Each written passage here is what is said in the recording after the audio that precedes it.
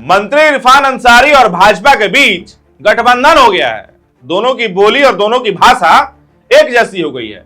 बस उनके बीच का जो कारण है वो अलग है और उसी को बताने आज आपको ये खबर हम दिखा रहे हैं। झारखंड के धनबाद के बलियापुर में जो पथराव हुआ और उसके ऊपर कार्रवाई के नाम पर जो पुलिस ने परेड कराई, वो सिर्फ एक कानून व्यवस्था का मामला नहीं है। ये एक आईना है जिसमें पुलिस भी दिख रही है, राजनीति भी दिख रहा है और हमारा समाज भी। रामनवमी के जुलूस पर पथराव होता है, माहौल बिगड़ता है, पुलिस कार्रवाई करती है, यहां तक सब ठीक था। लेकिन इसके बाद जो हुआ वो अपने आप में सबसे बड़ा सवाल है।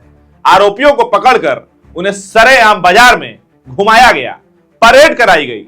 अब सवाल यह है कि क्या पुलिस कोर्ट बन गई है? और ये जो एसपी, दरोगा, इंस्पेक्टर, डीएसपी, हवलदार हैं वर्दी पहने हुए, वो खुद को क्या समझते हैं? जज हैं ये लोग, जिनको जैसे मन करेगा वैसे सलूक करेंगे। माना उन लोगों ने पथराव किया है, पर उनके नसीब का फैसला करने का अधिकार किसको है?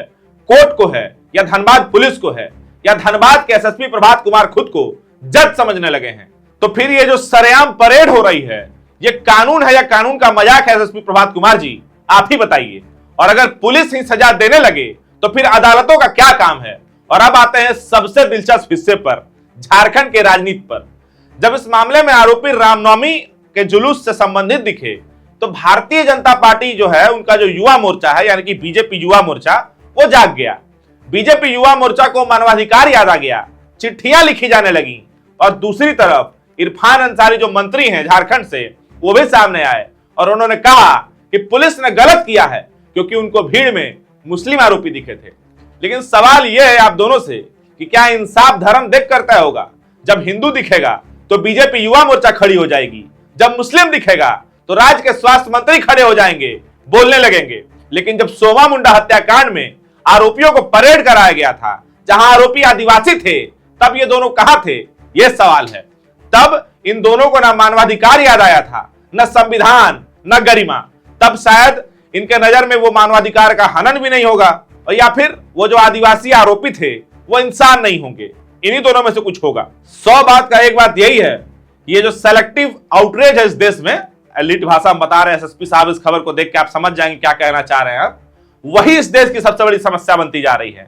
इंसाफ यूनिवर्सल नहीं रहा है, पहचान आधारित हो गया है। और भाई साहब, झारखंड पुलिस का तो क्या ही कहना, जिनको समझना होगा कि वो कानून लागू करने वाली संस्था है, कोर्ट नहीं है, जज नहीं है।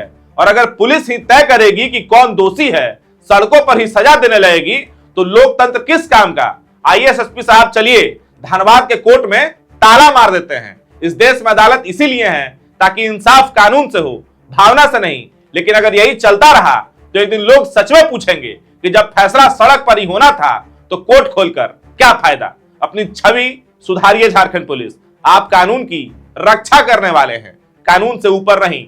और बाकी जो दर्शक इस खबर को देख रहे हैं, आप इस परेड के बारे में और इस खबर के बारे में क्या सोचते हैं? कमेंट सेक्शन में अपनी राय हमें जरूर बताइएगा।